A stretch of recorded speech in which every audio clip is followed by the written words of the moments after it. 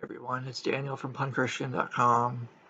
Today, I want to talk about grace, and this is going to go hand in hand with me leaving my church, the journey that I've been talking about. And more importantly, it's going to talk about today I want to talk about finding grace when others are fighting it, and especially in church. Everyone talks about finding grace and they assume, okay, let's give grace at all times.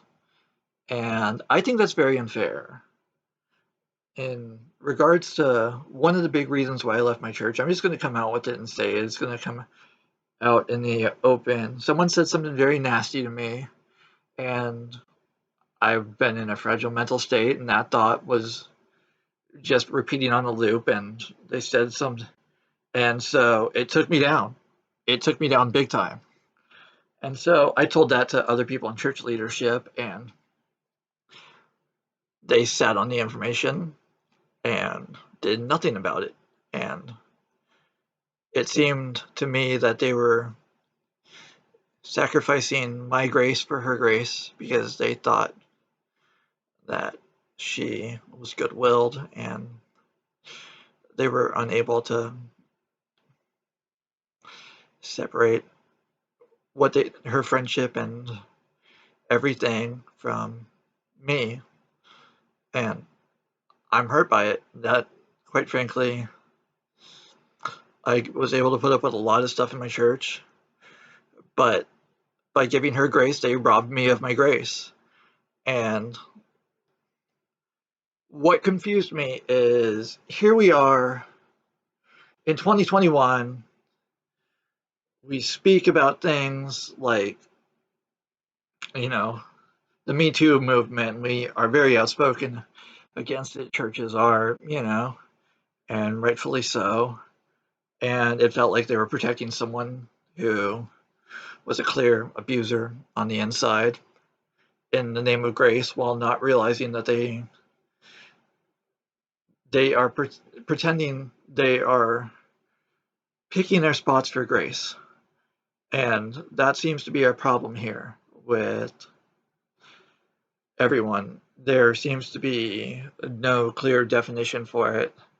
Hopefully, I am consistent with it where you mess with me, I don't give you, you know, there's a reason why I say what I say. And,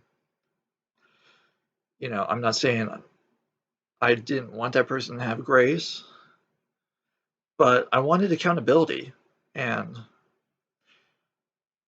there can be, let's ask this, can there be grace with accountability?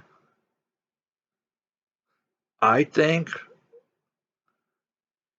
when you find accountability, that can bring you grace if you grow from it.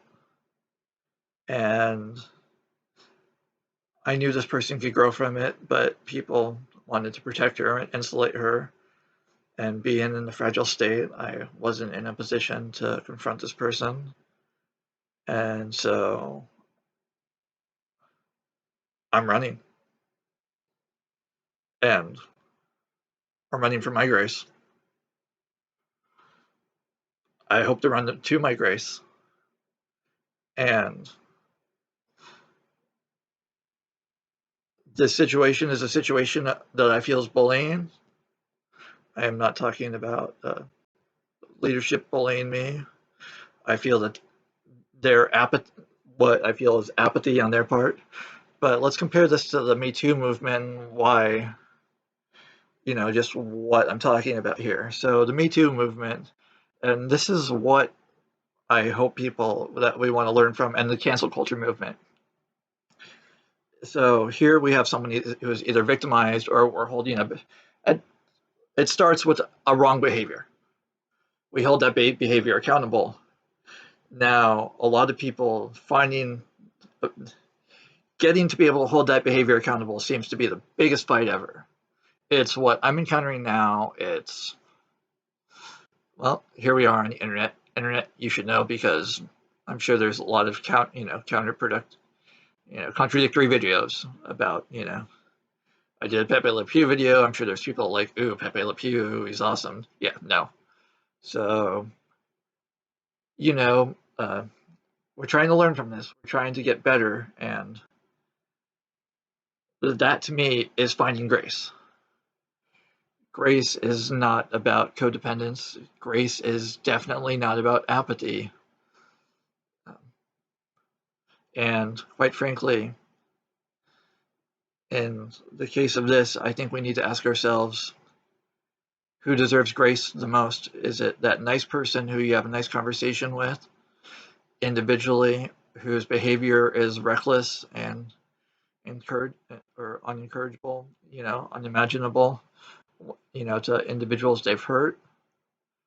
Or is it the person who they've hurt?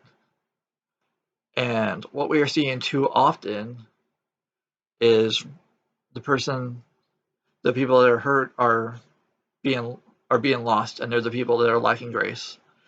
And thank God the past few years have brought these Me Too movements and cancel culture, because we're seeing this correction in society. And one of the reasons why I ran from church, my church, was they're trying to be the correction from society, and they couldn't even do that with themselves. So I want them to find grace. I want the person that hurt me to find grace. But more importantly, I deserve grace.